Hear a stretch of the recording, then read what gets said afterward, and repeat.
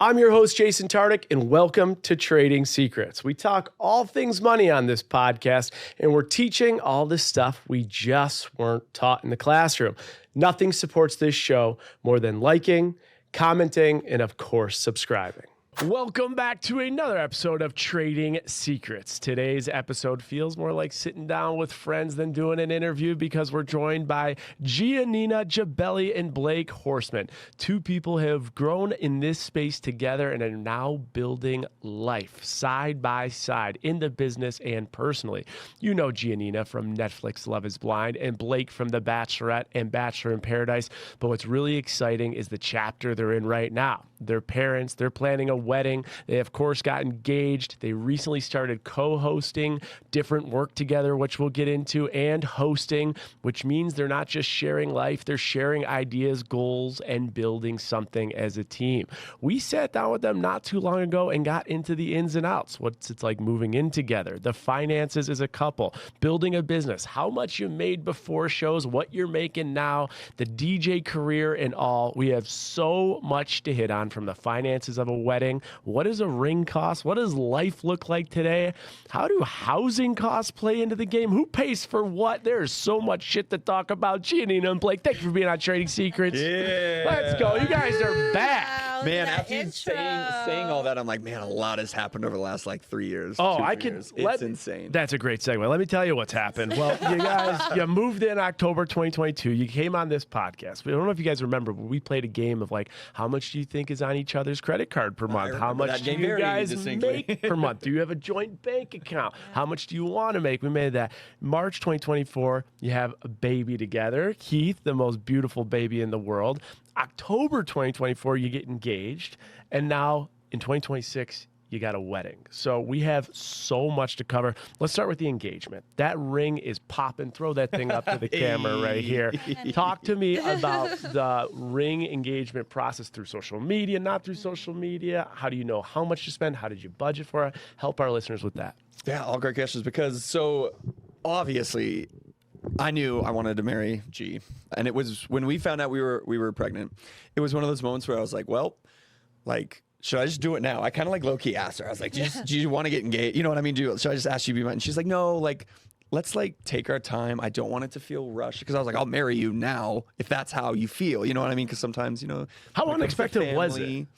He was the best surprise ever. The biggest best surprise ever. Yes, the biggest best surprise. Okay, got it. It was one of those moments where it was like, oh shit. It was very much an oh shit moment. Well, it was one of those moments where I always knew I wanted him to be the father of my children. Always. It was like the feeling, my body knew everything. I felt, even when I walked into the house for the first time, I was like, I am raising my kids here.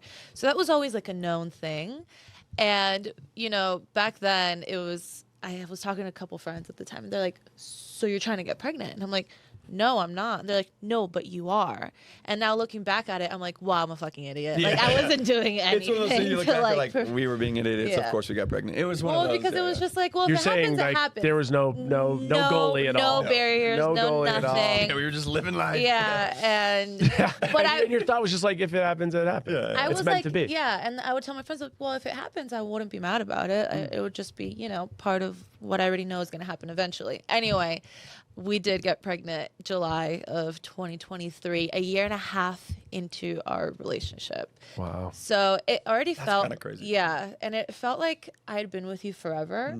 But then looking back at it, I'm like, wow, we were only a year and a half in. And so we learned a lot about each other, even more through that process. I'm not big on timetables. No. Me neither. Especially as you get older. A year and a half could be an eternity if you're having the right conversations. Exactly. And you know how it is in this industry too. It's like we had all the judgment, right? Of we're not married, we haven't been dating long. It was all of those judgments. It was like she's, It wasn't even that.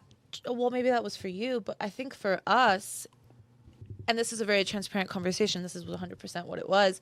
But what you said, you're like, I could marry you right now. And I'm like, no, honey, I just want it to be us for a little bit. And then, we'll get married whenever we want to. There's just no rush. We're going to get married anyway. It was completely understanding. But then I get this ring and everyone's like, oh, that's the shut up ring. Yeah, that's Yeah, that's Wait, oh my the God. shut up the ring? shut up ring. Stop asking me to marry you. Yeah, stop asking. And here you go. Here's your ring. Here's shut your up. ring, yeah. And I'm like, there's nothing that I can do to fucking convince convince you guys that I don't care. I'm having a great time. I'm like with the love of my life. I'm having my baby. Like, and I just got the ring of my dreams. So I don't give a fuck what you call it. But yeah, apparently this is a shut up ring. Well, that is a bling ring, right? Shut up. Yeah, That I was is like, unbelievable. Yeah, All I think right. we've just done everything on our own timetable. And when it came to like, the ring itself, I knew what she wanted. We had chatted about what she wanted. The size, not necessarily the size, but the style. What did you want? I'm going to tell you really quick. So this man,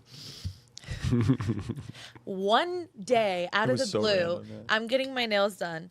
And he just texts me. He goes, "So what kind of ring do you want?" I'm like, She started having a panic excuse me? Like, what the And I have goosebumps just thinking about it. I like texted And it was like, before we were pregnant. We knew we were pregnant. Yeah, it was before we knew. It was we were before pregnant. Okay. You're like, Yeah. make sure that Yeah. the people that know. So he asked It me this was, yeah. before we were pregnant, the whole thing. It's a wild text to just bomb out there, was. by the I don't way. know why I did it Just- either. So unhinged. I don't know why I did it. But it's just so like nonchalant. It was great. And so I like texted like my cousin. I was like, "What kind of ring do I want?" She's like, "Oh, you want, the clarity, the cut, la la." I was like, I literally just showed him, sent him back 4 Couple texts, photos, yeah. 4 photos. Okay. Never talked about it again. See, I Like- wanted it to be a surprise. Never. We didn't go try them on. He wasn't like, "Oh, are you sure?" Nothing. Wow. And then a whole ass year goes by, and we're in, Madrid, and he like kneels down, like shows me the ring, and I just go, like completely lost my breath because he nailed it with like 4 photos. Wow. A whole year gone and didn't talk about it. Like it was like, this isn't, So I got my nails done, the same exact shade of pink for like a year, waiting for you to propose. That's hilarious. So true. Amazing. All right. Well, talk to me about the money? How do you finance for a ring? How do you budget for it? What do you think? What advice do you have for people? Obviously, I think as like most men, like I had no idea. Like I started from scratch. You know what I mean? I had never, even though on the show technically I had like picked a ring out. Like I didn't do any research or anything like that.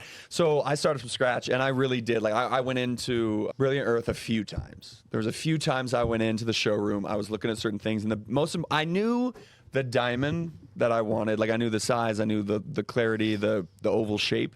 Okay. But the band was really important to me because I knew that I didn't want just like a regular band. I didn't want like a gold band. So when I found the band that had those little, like basically little diamonds inside the band, and then we put the rock on top, I was like, this is it. She's gonna die. I died. I was like, she is gonna die. I need to clean it. So Brilliant Earth was fantastic. They helped me. I went in there because obviously I shouldn't have been nervous. I knew she was going to say yes, but I was still so nervous picking out the ring and actually dropping down on a knee. So they were great. And, obviously Brilliant Earth wanted to work with me on it, especially with PR and things like that. So all in all, like it was a great experience. And as far as the budgeting process went, I mean, G likes nice things. We'll just put it that way. G likes nice things, and she expects certain things, but at the same time, there's more coming. The face just changed. She went from this to like say what? But at the same time, she didn't expect me to drop like $100K on it. Like she didn't expect me to go into debt. We have a family. We have a house. I have a mortgage. Like she didn't expect like, hey, I need $100,000 ring. Like it wasn't like that. Which, thank God, because I couldn't have done it. Like, I hate spending money. Talked about that a lot. Like I don't like spending money. So like that was a big thing. Was like at least I didn't feel the pressure to like I have to drop 6 figures on a ring. Right. Yeah. Otherwise, she's not going to say yes. You know what I mean? So in that sense, so I knew that I wanted to get a beautiful ring that didn't put us into debt with a son at that time while Heath was already born. Yeah. So in that sense, budgeting wise, I felt some, I don't know, grace, I guess, because I knew that she didn't expect me to spend 6 figures. Call me crazy, but that looks like $100,000. And that was the key too. That is the key. Like I wanted to find one that looked like it was 6 figures, but didn't break the bank. All right, let me ask you this. Do you have a take? This is a G question. Because it's a topic right now that I feel like a lot of people are going left and right. It's a question for you, too. Do you have a take on natural diamonds versus lab-grown diamonds? This is the woo-woo part of me coming out. Okay. I'm an Aries. My birthstone is a diamond. I feel like these gems carry energy. So, like, that's what I really enjoy about it. Yeah. But as far as just, like, lab-grown diamond versus... I don't think I'm educated enough to really know what the difference is. Yeah. But if it looks like that, yeah. who the hell cares? Get your diamond, Yeah, you know? yeah, And yeah. I think it's great that people are able to now, like, you know, get engaged and like not go into crazy debt, but still get what you want. So I think it's a happy medium. I don't know what it's doing to the environment. I don't know how. Sure. You know, I don't know any of that, but I'm not mad about it. Yeah. But I do. The only reason why I would be partial to like a natural diamond is because I do comes believe from that the they earth, carry right? energy. Yeah, she's a huge. Yeah, So earth that's energy. But I think it's pretty cool now. Like she said, I just think it's cool that now people can choose. You know what I mean? Like before lab grown diamond, you couldn't choose. You Sure. knew that you had to, overpay for a diamond. Right. So now it's just cool that people can decide, and there's pros and cons to both. So yeah, but this worked for us. I love it. Well, congratulations. That ring is awesome. Thank you. I'm happy. You killed it. Well done. You did great. Let's move into spending a little bit. You just alluded to the fact you're a little bit more frugal on the frugal side. Often in this episode, I'm going to reference some of the numbers you threw out the last time we had you on. So I want you to guess. One of the questions I asked you, Giannina, was how much do you think that Blake spends per month if you tapped into it? How much do you think he spends per month? And then I'll share with you how much he said last time. 15 to 20. 15 to 20. Blake, how much do you think you spend per month?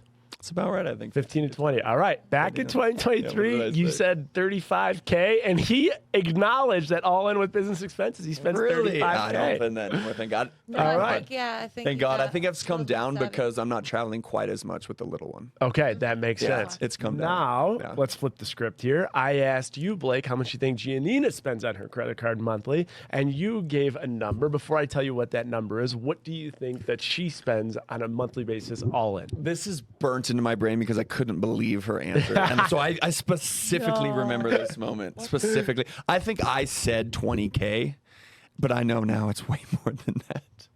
Way more? What did she say back in the day? You said, I think it was around 20. She wrote down that she spends 8K. You were like bullshit. You know? No way. Okay. What is it? Now I think it's 10 to 12. That's good. 10 to 12. Okay. think it's 10 So to 12. it has gone up. Now that connects to another conversation we had back in the day. It was 2023. We talked about your career, which I thought was so interesting that you were making like $19 an hour, but you could also get commission sales based on the hair straighteners you sold at mall kiosks. And you talked a little bit about the fact that like you could price it accordingly. Yeah. There was people in the comments going off. Do you remember that? I remember. did. So I know you just did a podcast about reading comments. I prefer not to, and it hurts my engagement, but I just don't read them that much. So you won't respond back. You don't read them. I respond back, but if I know that it's going one way or another, I'd rather not read it because it does affect my authenticity. Interesting. So I'd That's rather good. just like say my bullshit and just like be out rather than listen to other people responding to my bullshit. I love it. I love it. But I remember that. So I don't remember that? remember. Because Yeah. I remember on the podcast you talked about how like based on how Yeah, they approach okay. you or like how No, certain so I answers you would- raise the price, right? Certain answers, what she's wearing, I mean, I would very much just like read you from head to toe. And then I would throw out a price and see if you're okay with that. Then I would leave it at that. And if you weren't, then I would put it down. Also, this wasn't my only job, okay? I did a lot of other things. so mad when Yeah, I'm like, Everybody thinks you're I these sold souls. flat irons in the mall for like 1 year and I made triple what I did at like a 9 to 5. Remind me how much you made again doing that. So let's say my 9 to 5, working social media, working with like, let's say Universal Orlando Resort. Yeah. I would make $1,900 after tax doing that.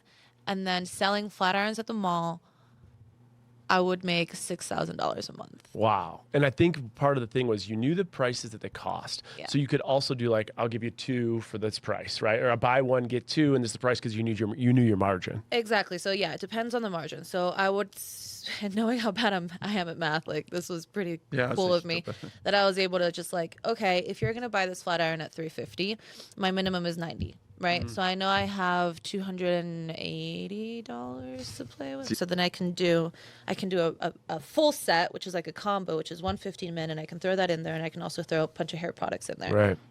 for free, right? Sure. So, oh, you for $350? Okay, great. So I finished doing her hair. Fantastic. Crash your credit. She's like, oh, well, I'm going to come back. Actually, I'm about to leave. So I can throw in this full set right now because it's my last one and some hair products if you just take it right now. Okay, Wow. here you go. Boom. Boom. Done.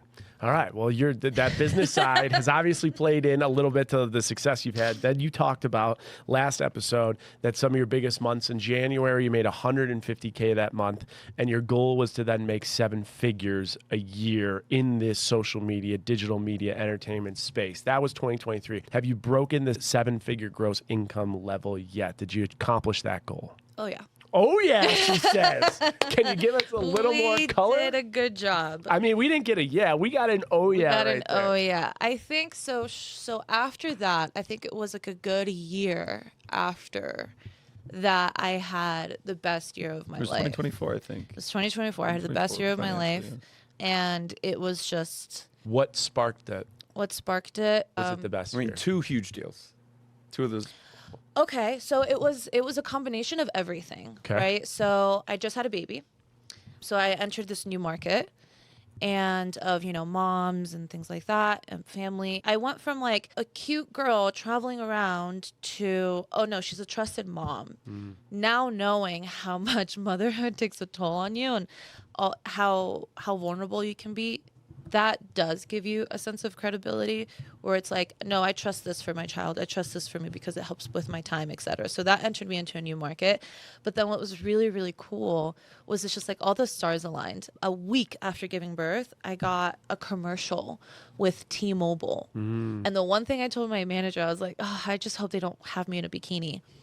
The entire thing was me in a bikini. Like literally, it was a month out. I think officially A month after I flew out with my baby. Yeah, we flew out. to LA. He was just a. And I'm like pumping in between scenes. Oh my God. And like acting, which is not something that I like trained for, but something that came out pretty naturally. No, not a big deal. And I was doing it in English and in Spanish. So I like entered this market again, and then somehow it did so well that they contracted us again to do like a follow-up. And then they got Blake. Then I got on the commercial too. Wow. Then he got on the commercial. So the commercial was huge. Entering that market was huge. And it was just, it's such a cool blur at this point. But I also was able to travel because I just set my life up for that. So I was doing things at home, doing TV, doing appearances, doing his shows and like doubling up and things like I just did everything. I thought that, maybe being a mom, becoming a mom, I was going to slow down because you never know. Sure. But it just lit a fire under my ass. I love it. I have questions a little bit about the mom content as it brings a new market, a new opportunity. Before I get into that, I'm curious. I think so many people are interested in this space. You have, I think, Gen Z and Gen Alpha who dream to be doing what you do. You have millennials and Gen X and boomers that kind of sometimes roll their eyes at this industry, but it's growing at a rate that's too big to ignore, 500 billion by 2030.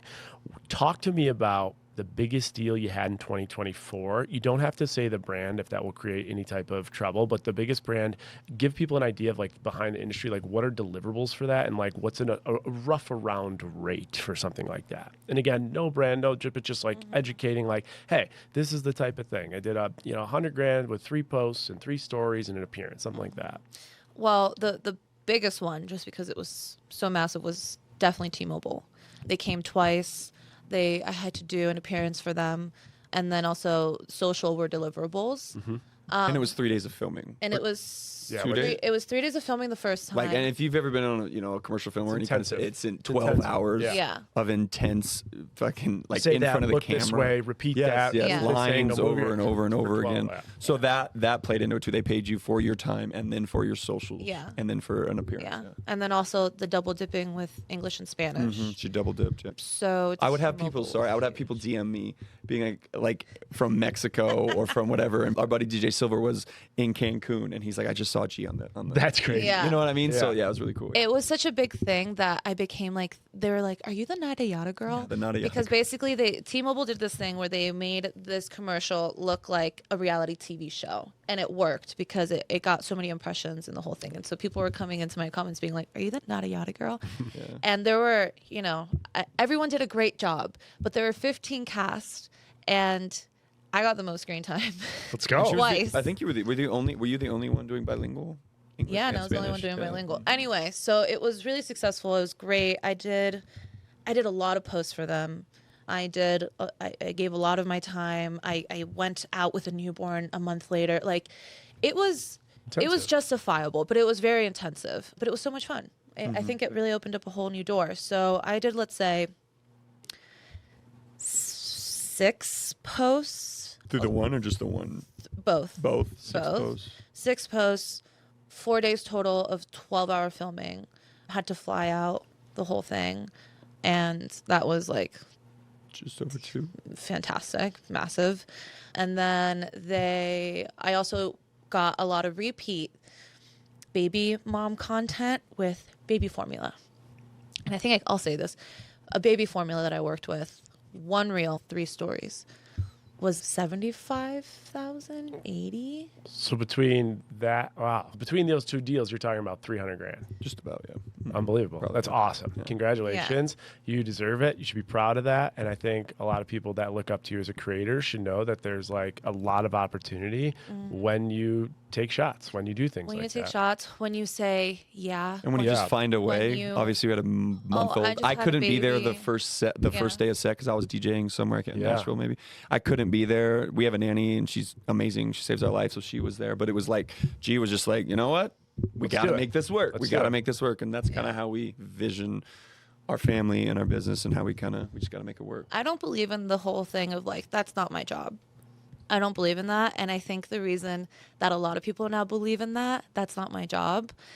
I feel like I stand out because I do go above and beyond. And that's what gets me repeat business. So that's the name of the game for me, is repeat business. And I pride myself because that's something that I'm really good at. I love it. It's a great perspective. It's great learning. We just showed a very great side of that 2024, $300K, 2 deals.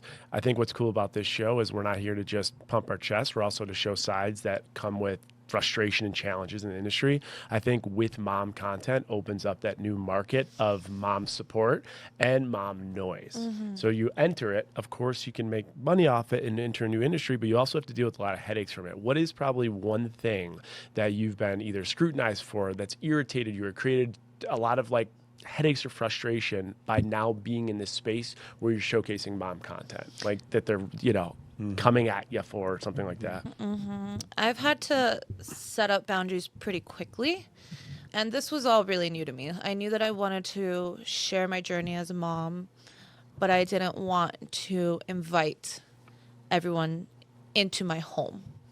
That's not healthy in my perspective. Yeah. One of the things that gave me a lot of noise was the sleeping. I was just going to say that. The co-sleeping. Yeah, when I was like, oh yeah, we're co-sleeping. Also, we're traveling. All these things, I've put up like a good, healthy barrier.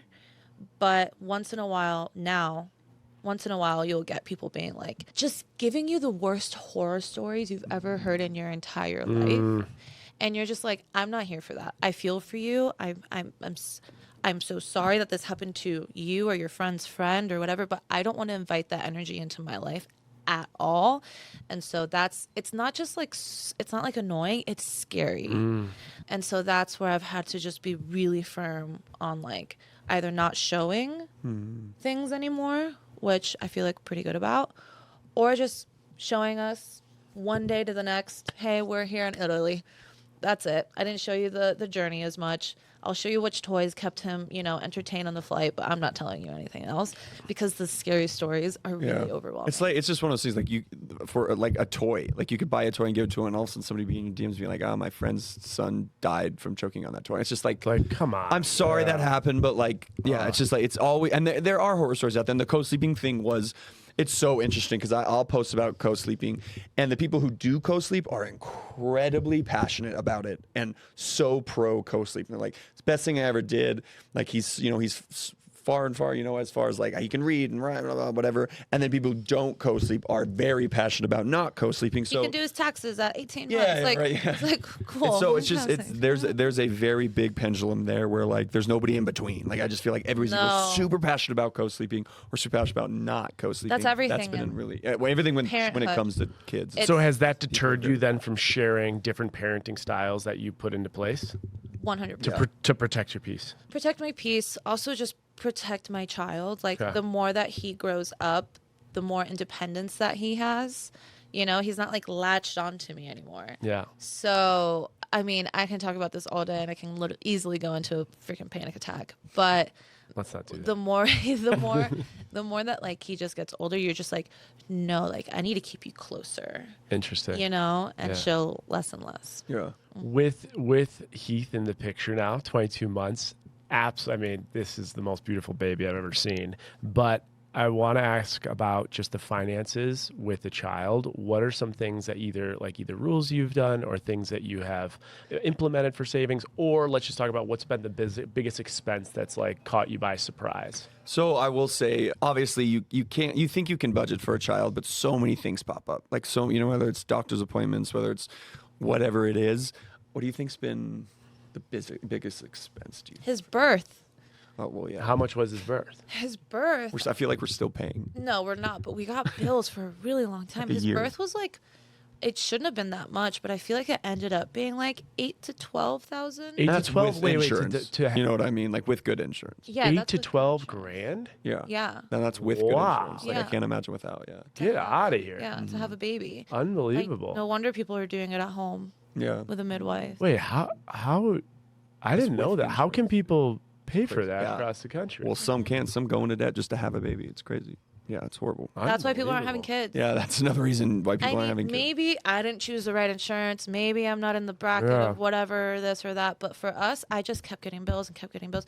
And I had a great birth. I didn't stay that long. Yeah, we didn't I didn't stay have to that get, long. you know, ambulanced over. I was in In and and out. out. I had the epidural. It couldn't have been simpler. Wow. And it was really expensive. I can't imagine if you had, complications. God knows what that bill would be. Yeah, exactly. Holy Or like, smokes. let's say the baby was in the NICU. Yeah, the Yeah. NICU for a few days or a week or two. It's yeah. just It adds up, Yeah, man. I don't know. So I think that Wow. that will always stand out to me as like the most expensive thing. But we have a savings account for him. We're literally saving up for his retirement, I love it. That's awesome. and Good he for you has guys. a United members account. Yeah, he's Yeah. got So all he the can Sky fly for Miles. free. Oh, Yeah, let's every go. word. Later on. That's a Rapid trading secret right Yeah. there. Yeah, oh, a yeah. baby can have a miles account? Mm-hmm. Once they turn 2. I didn't know that. So like for the wedding, we made him an account because he'll be 2 for the wedding. We made Oh my him an God, he's account. gonna have like 10 million Dude, he's miles gonna by have with so the way you guys travel. Yeah. so many miles. Yeah, It's gonna be do you have to buy a baby its own ticket? After at 2. So that's when it starts. Is there a discount? No. No, Wait, You have bullshit. to buy a seat. no, Bullshit. No, Yeah. you have to buy You have to buy a seat You for have your to. baby. full Yeah. ass seat. You get 2 seats. He sits on your lap. You have to buy 3 seats. Yeah. I After mean, 2. Yeah. That is bullshit. Dude, it's insane. We'll give you a trading secrets though. Well, this is a good one. So he got me into Southwest. Southwest, okay, whatever. Say whatever you want about it. With Southwest, after certain points, you can have a companion pass, and that person is free. So he had me as his companion Okay. for free for forever. Heath was free for 2 years. So we all 3 flew For with just one. one ticket. Wow. And so okay. now- that is a trading secret. Yeah. I am a Southwest Guru. loyal. I'm very loyal to Southwest. I know they've made some changes that people don't like, but if you're you're loyal to Southwest, you still get the free bags. You still get the great seating for free, and the companion pass is the greatest thing ever. And now she's got a companion pass. We made sure to get her a companion pass last year. So I have a companion pass for Heath, and she has a companion pass for our au pair. Okay. So now we're 2 for 4. So it's been the best. And that's now they only fly domestically in Mexico, so obviously that changes things. But it's the best thing we've ever done. I love That's it. been huge. I That's been love huge it. for us. Let's stick to the household, managing finances, and where you guys are at. Last time you came on, you talked about moving in together and some of your money rules. One thing that came up was how culture comes into play. Giannina, you talked about the fact that you're Venezuelan and Italian, and you have a more traditional culture. Like you'll take care of the house, and you expect the house to be paid and taken care of Paid for. for, baby. Now you guys are together as one. A couple years later, have those money rules, tricks, or tips, or just working as one changed at all? We go to therapy for this one question. Love and money. The only thing what are like the without diving too much, like the money and therapy talks? Like what is the biggest contention point? That is literally all we talk about in therapy is finance. And I Right, think actually? literally, Yeah. No, it's by Money. far the It's number so one fucking thing. healthy that you do it. But- though. yeah, You yeah, talk exactly. about Yeah, it, yeah. right? How many couples out there that don't talk about it and then Yeah. they get divorced? I could tell you, it's the Exactly. number one reason. Yeah. My It's the number- parents Yeah. literally got divorced because of money. Wow. Yeah, exactly. And so that's one of the things it. I was like, that will never happen.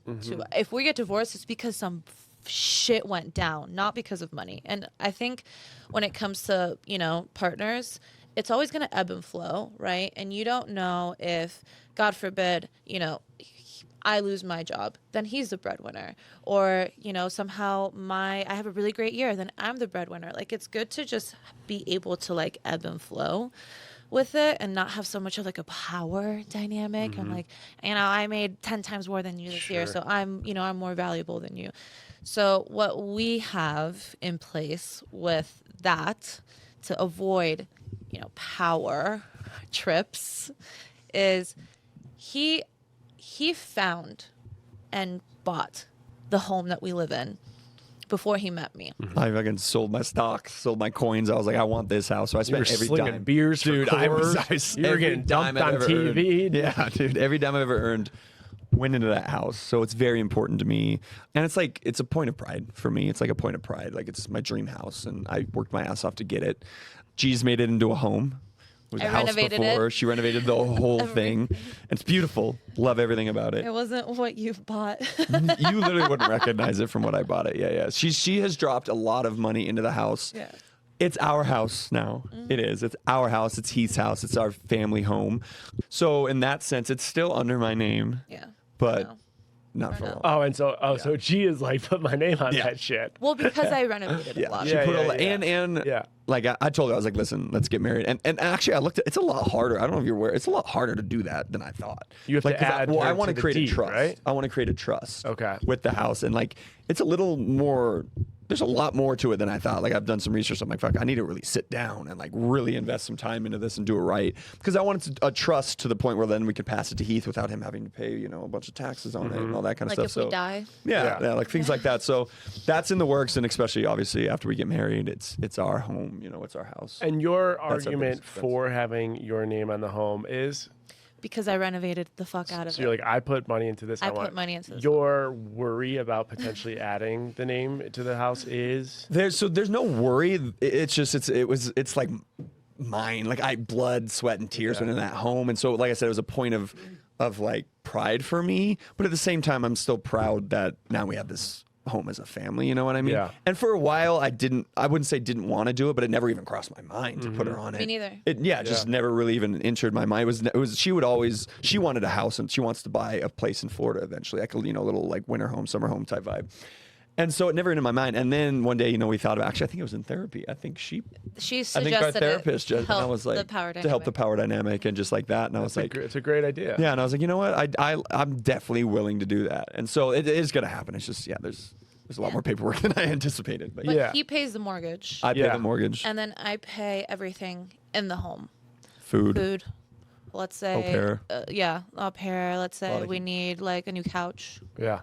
Things like that. So I'll pay what goes inside of the house. He pays the house. Yeah. I think it's important to do that because obviously you have handshake agreements, but you need some kind of contractual protection of some sort. We had a girl that came and talked to me, and her husband was really struggling with his credit, was making a lot of money. So the husband convinced her to put the mortgage in her name, but she put the deed in both of their names. They had just been married quickly. The second the mortgage was closed, they learned that he had all these back taxes, and this is actually a fraudulent scheme he's done over and over. I remember that. They ended up having to pay his taxes because the mortgage was under her name, right? So they both own the house, but she's got to pay the mortgage. So she was stuck with it, and so see, I didn't even know that her name could still be on the house, but the mortgage is technically still under me, which makes sense because the mortgage is through its. So I think having that protection is good, and I think the therapist's idea is good, and I thank you guys. That is a tough thing to open up with, but I can promise you there are people watching that also struggle with this, and it's like finding those solutions and talking about it. That's the solution, right? There's a customized plan for everybody. It's just you can't get to that customized plan to feel a healthy way unless you talk about it, and you guys are stepping into one of the hardest things to do. So, fuck yeah, let's go. All right, one thing I want to talk about, Blake. Last time, DJ career. You had said every single year you are making more money in the DJ career. It's now 2026. The world has changed, a lot different than 2023. Are you continuing that trajectory as far as earnings in the DJ career going into 2026? That's a great question. And I think, like you said, the world's changing a lot. And I don't know if any of you out there have seen all the articles or, in the headlines where Gen Z's just not drinking. Like, it's just the alcohol is just not flowing like it used to. So that's played a big part in it. And obviously, you know, this economy right now in the last few years has been, as far as day-to-day stuff, stock market's crushing, but day-to-day stuff has become more and more expensive. I know we printed a lot of money with COVID and all that kind of stuff. Inflation's been hell. So honestly, just in general, Vegas is getting hurt bad. A lot of the nightlife, a lot of clubs who have been around, like world-renowned clubs all over the country, have closed down. So no, the DJ industry, the nightlife industry, I mean, we're talking for servers, we're talking for, you know, bar backs, everybody, promoters. It's hard out there right now.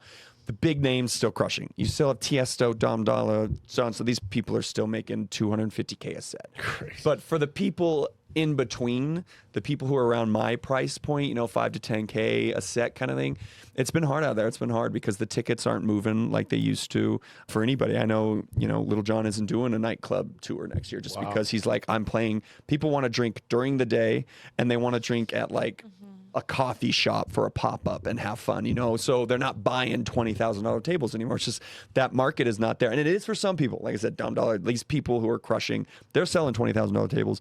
But for everybody else, people aren't doing that on a Thursday night for a DJ who, you know, isn't the, you know, making millions of streams on Spotify. Wow. So the market has changed a lot. I'm so blessed, and I'm still making more than 90% of the DJs out there, and I feel very blessed and lucky. But it has, you know, it's trickle down effect. Like, we've seen it. Like the nightclub industry is hurting a lot. So would you say, if you had to look at like 2020, okay, look at 2023, then go to 2024, 2025, how, just give me a percentage, how has it changed income wise? Oh gosh, I would say about 15 to 20% less. Wow. But 2022, maybe 2023, those were my biggest DJ years. Which was around how much? Oh, I think I pulled in like almost 350, 400 from just DJing. Yeah. And that's when I was playing. Like, even the gigs I'm playing now, the same gigs are less money. Wow. Like, I would make a Coachella 20K and now you're getting 5. You know what I mean? So like, even just the same gigs I'm getting, they're just less money. Interesting. So yeah, I would say it's about a 15 to 20%. Yeah. So that's been something that I've had to pivot a little bit and lean a little bit more. And Just get creative. you got to get really creative. And like, we had a baby, so in a weird way, it's kind of been a weird blessing in disguise. Like, obviously I love DJing, I love work, but like, hey, I got to spend more time with my family and in like crucial years, you know, these like fundamental years where he's learning a lot and everything. So it's been a blessing in that case. I still want to DJ and I still love doing it, but it's been nice to kind of be home. Speaking of that, you got the crystal ball in front of you. Do we want more kids? Don't ask G that. Don't ask He wants me. a damn basketball team. Like, how many does she want? I would love like 5, but I'll settle for 3. Blake, are we good on 3? We'll see. Okay. If we have a girl next, part of me is like, hey, we got a boy, we got a girl, we can still do a lot with 2 kids. So we'll see what the next one is. But, you know, yeah, let's be honest. I'll probably compromise and do 3. Like, let's just be realistic. Look at that's therapy working right there. All right, we're gonna get into so much that you guys are still crushing it with, right? You got Love Is Blind season 9. You just hosted the season finale at Empower Field, which is such a cool opportunity. You guys are talking to a lot of networks. There's a lot going on behind the scenes. Some you can share, some you can't. Before we get into that, because we're gonna get into that, got to touch on the wedding industry. You guys have a wedding coming up this year, 2026. It's going down. I'll never forget one time I talked to Sean Johnson, and she talked about the fact that if she went to a florist and told the florist that she was having an event, it would be 1/5 the cost than if she said she was actually having a wedding. Because you throw a wedding in front of whatever the vendor is, it's 3 to 5 times more. How are you guys planning? How are you budgeting? And where are you spending for the wedding? So that's called the love tax. Okay. Yeah. So I've been told, and I completely said, F Wait, what's that. the love tax? The love tax is you go to a florist and you're like, hey, I'm having a birthday party. They're like, okay, cool. Let's say it's $1,000. I'm having a wedding. Oh, now it's 10. Yeah, the love tax, It's the love tax. Kind of like the funeral tax, which is love. It's just sad love. Yep. They just jack those prices. Because they know not you're going thinking. to, Exactly. So you can have a beautiful, gorgeous wedding in the States. When everyone does it, of course, you can have the most stunning, gorgeous wedding. I've always grown up with a vision of what I wanted my wedding to look like, which is I can have the venue till fucking 5 a.m. if I want to. I can have food flowing, drinks flowing. Like, I just want it to just be like such a celebration. And then you start looking at venues, and then you start talking to vendors, and they're like, okay, great, you can have this, fucking pavilion that has nothing for $50,000, and you can have it till 10 p.m. And I'm just like, I'm not doing that. I am not. So usually you have like the father of the bride, or maybe your parents had something set aside for you. I don't have that. I don't have that luxury. So we are paying for this wedding 100% ourselves. So if I'm going to pay for it, I'm going to have exactly what I want. I'm not going to compromise. I'm not going to be like, thank you, daddy. Thanks for the check. Well, we can have it fucking in the backyard. Thank you. No, I'm paying for it. So I'm getting what I want. And that means that we're doing it overseas. Are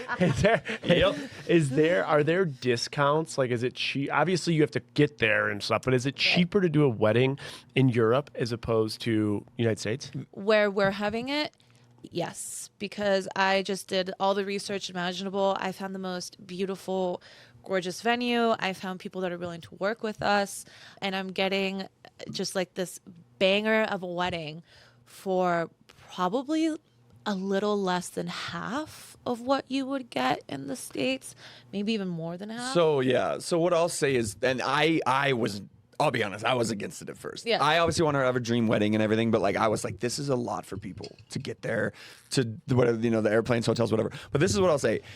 For the price that we're getting her dream wedding, we have the venue till 4 a.m. The food's incredible, all this blah blah, and it's like it's incredible. It's like my dream, old castle, like it's crazy. That for that price, we're probably paying the same amount we would in the U.S., but we'd have the venue till 10 p.m. Right. It would be bland chicken. It would be all this. It would be like pizza and beer. Yeah. Got it. Versus like gorgeous seafood and wine, and like we're getting premium for like a hell of a price. So I've had friends throw this insane gorgeous wedding in Miami, church, la la la, premium food, seafood, the whole thing. Let's say it was like $250, $300. We're not paying that.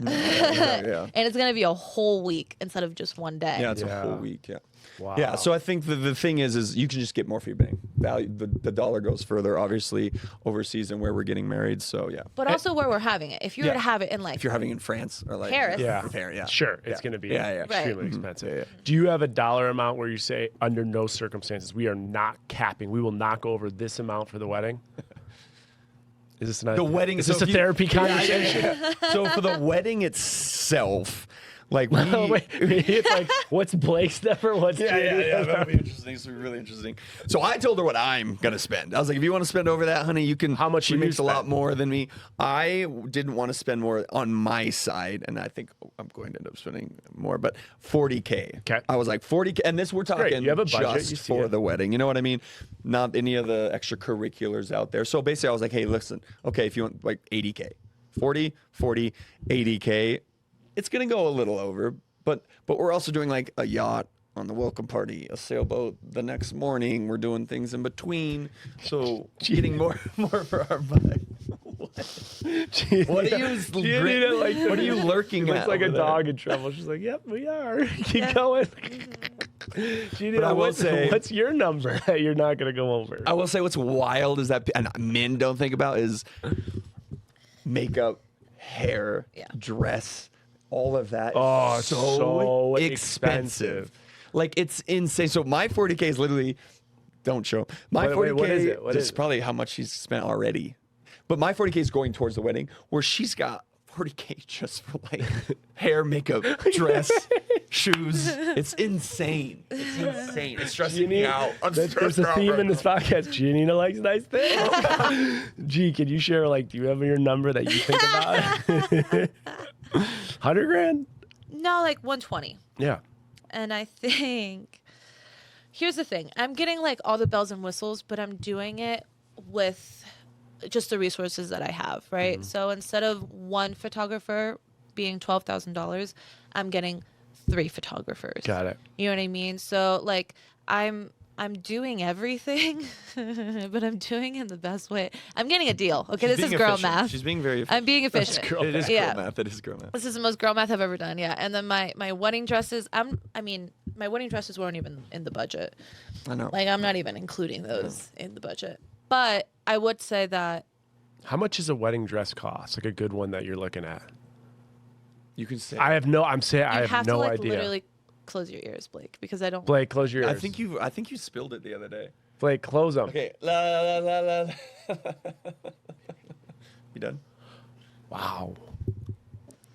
Can you sell that after? I- Well, obviously I- you wouldn't. you- What a dumb Right, question. but I. Oh would, my Because God. it's custom couture. It's So not it's everybody's buying literally- custom couture. Yeah, it's literally made to to fit like a glove, and like I created certain things for the dress that it's just. As you can see, she's super excited. I'm so excited. Yeah, and you know what? So- You get It's hard to buy listen, that smile. You right? talked can't- about you're Yeah. making good money. You're being smart with your money, and you want to splurge on one of the most special events that'll ever happen in your life. Fucking splurge. Good for you. I can't. We're gonna have to have you guys back after the wedding to see how these numbers actually shaked out. We have a budget of 40 from Blake, and we got a budget of 120. Not counting the dress. Not counting the dress. Not counting the dress from G. But I will say we have been fortunate, and we partnered with some vendors. Yeah, who've been And fantastic. the wedding is paid for Wow, that's amazing. by one almost ad. one. By Brand. one what? Almost Ad. one brand. Oh, Two, wow. two ads. Two one ads, brand. one brand. So you could do ads with the wedding, and that could obviously you have to continue to spend your money, but once that money comes in from those ads, Yeah, exactly. it can justify the whole cost. It's justified. And we wouldn't have got these deals if it wasn't for the wedding. So it's Incredible. because of the wedding. Yeah. Well, so, yeah. great for you guys, and with 3 photographers, you'll have some great content. Yeah. There you go. Drone, videographer, the whole nine. I love it. Well, let's take the final segment of this and let's talk about what's now. Like it's so cool to hear about what's coming up, the wedding, and how you're handling money with Heath and just what the future looks like. But let's talk about what's now. So we've seen the DJ, this entire industry has shrunk a little bit. You talked about that. Giannina, things are thriving and going well. Talk to me a little bit. You hosted Love is Blind season 9. Talk to me about what is going on in the entertainment scope, the digital scope, social media scope for your career today that you're most excited about. I feel like I've been knocking on the door for a really long time, and I had opportunities come up when I was pregnant, but then you had to like leave the baby and all this stuff. So I felt like my window was gone for a while, and I just have this team that really believes in me, and Blake and I are such a great, I don't know, like it's insane like what we do together in front of the camera. I just feel like at home. And so I was able to get the season 9 reunion watch party, hosted that, and it just became this kind of like a little bit snowball effect. So now me and Blake are guest co-hosting What's the Reality Oh. while the host AD is on maternity leave. So that's been really Got some fun. really fun episodes. I saw the It's been- clips. They look incredible. Yeah, it's and you been guys really have cool. such natural chemistry, Yeah, obviously, I think, right? I like I don't even feel like I'm at work. I just feel Yeah. like I'm having such a fun time, and I feel like all the stars align and I'm like where I'm supposed to be. Maybe because I did get a podcast with them as soon as Love is Blind aired, the season 1, but maybe I was a little too green.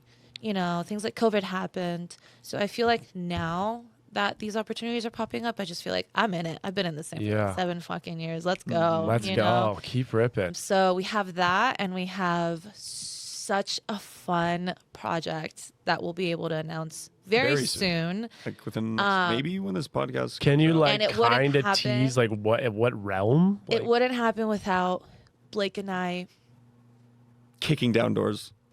but meeting the way that we did. Oh yes, And yes. being in this like kind of unique world of we met in 2 different places, and now We were on 2 we're- different shows. 2 different shows. Okay. Came now we're in together. this new one. And this could be a show. This could be something that is fun to watch. A lot Okay. of potential. I will say basically. We might have to cut that out. Stay tuned. We're really It's coming. excited. We're Something's really excited. coming. There's a project that's coming. Let me ask you Yeah. about this. We talked to reality TV. There's clearly a project. Let's get out of there so I don't get you in trouble. Are there any reality shows recently that you've been interested in and or have considered to talk to you? Drop Yeah. them all, honey. I mean, I've had meetings. Let's see if they pick me up. Who? Was it NBC?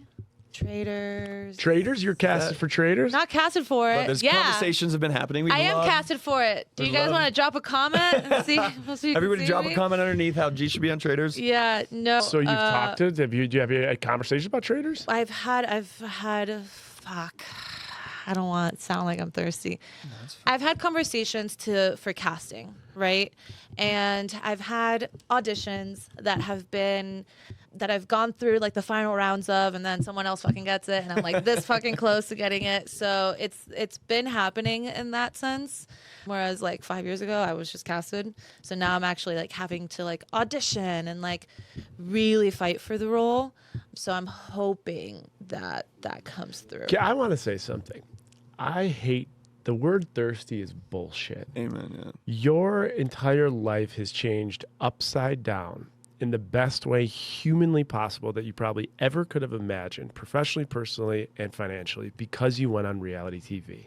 And it continues to soar. And you get the opportunity to say, I can spend $120,000 on a wedding because that's my dream. And now you can financially responsibly do that. And so for you to want the opportunity to go on another show that can also help your career and your family and your kid and your life, that is not thirsty. And anybody that puts it in your head that it's thirsty are people that are like longing for what you have, or they're envious of what's going on. That's bullshit. Fuck that word. You're not thirsty. Love that. There's nothing wrong with sad. trying to advance your career. You're trying On that to note, put I yourself want in to a be on better Special spot. Forces. So Fuck you guys. Yeah. You're You should be not on Dancing with the thirsty. Stars. I would love to be on God, Dancing. There this you white go. boy can move. I do love to Yeah, dance. and if that's what you want and that's a dream, just put it out there. Like, Yeah. fuck yeah. Look at Whitney Lovett. Yeah, Look she at put Whitney it all Love. out Look there. at Yeah. oh my god. And she's Unapologetically. I mean, literally, her life turned upside down in a year, like upside down the best way. So I support that fully. Well, All I right. agree. Well, I feel like that's a really exciting place to go to you, Blake, and we'll wrap.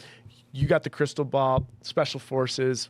What do you think's coming? What can we expect? We had so much fun with What's the Reality. Make sure you go check out our episodes on What's the Reality. I would love to do something similar with G. Like, I think we would love to have some kind of podcast, some kind of like show or something where we interview people and we talk about our lives, talk about their lives, talk about parenthood, talk about life. Like, we enjoy it so much, and I think people enjoy listening to us. So I think down the line we'd love to do something like that, and I think maybe we will. So yeah, I think that's definitely and obviously I love DJing. This last year I was a dad. Focused on a lot of social media content, things like that. I want to get back into creating some music in 2026 and getting out there in front of fans and some of my favorite venues and festivals. So that's big on the map in 2026.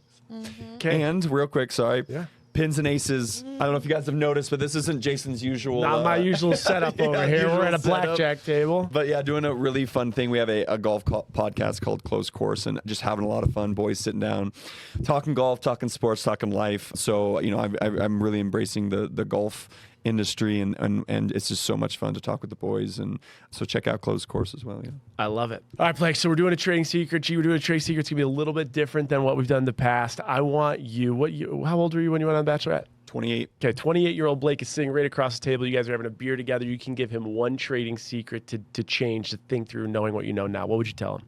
Dude, it'd be exactly what you said when you talked about thirsty. Don't be afraid to be thirsty. Be cringy. Be out there. Don't be afraid what your boys are going to say, if they're going to chirp you or not. And even if they do chirp you, they're still happy for you. Like, just do what you need to do, and don't be afraid to be cringy. Don't be afraid to be made fun of or whatever it is. Just be out there, be yourself, and post what you need to and how you want to. Rip it, grip it, don't look back. I think one of the big things is that healthy people, they are excited and happy for the people that they love when they do well, because that also creates like their support system is doing better, right? And I think unhealthy people will be envious or put you down or judge you for doing well, and like keep your circle tight with people that are healthy, right? All right, Giannina, how old were you when you went on reality? 25. 25, Blake. If we went on reality TV at 25, I don't think we could have handled it. I'd be a mess. But you did it. Giannina, you are looking at your 25-year-old self today. You guys are having a nice glass of wine. What trading secret are you giving her? I feel like I always say this, but it's just how I live my life. It's always trust your gut. If I am, if I'm sitting across the table with somebody and I don't feel like I'm in the right place, get up and go. Like, don't try to people please. I did a really good getting representation right after Love is Blind, and then 2 weeks later, COVID hit, and I got really, really lucky. But I felt like I owed people my time when it ended up costing me a lot of money. And so I feel like you have to look out for yourself in this business. And that's not to say to be rude, to be disrespectful, but just to know when to walk away or know when to dive in. I love it. And my gut is like the biggest indicator of that. And to this day, it hasn't let me down. Yeah. Trust your gut. And then we had a trading secret from Chloe Veach. She's done over 10 reality shows. She said, no is a full sentence, which connects to like kind of what you said, like know when to say no, know when to leave. All right. Well, this was another unbelievable episode with Blake and Giannina. We're going to have to come back after the wedding to see how much you actually spent. We'll see how much we spent. Yeah, Maybe there's no wedding. We might have another therapy session here on Trading Secrets. Last thing we'll say is I know you can't talk anymore about your project, so that's on hold. But where can everyone find everything you do have going on? Giannina, we'll start with you. Yeah, find me on Instagram and TikTok at Giannina Gibelli, Giannina Gibelli. Am I going to change my last name after I am married? I don't know. I don't really care. So TBD? That's not like one of those things. No, I'm TBD? totally fine with her keeping her last name. Okay, TBD. see. Another therapy conversation. All right.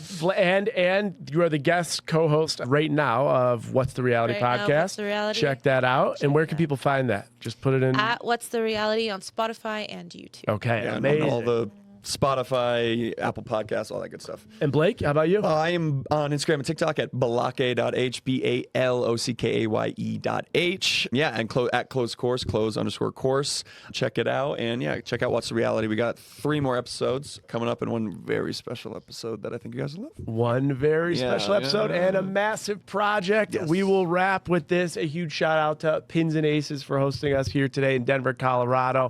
All your golfing needs. They got golf covers. They got unbelievable Best stuff in the polos, game. gear. Go check it out. We'll link it in this episode. Giannina and Blake, thank you so much for being back on Trading Secrets. Thanks. Jay.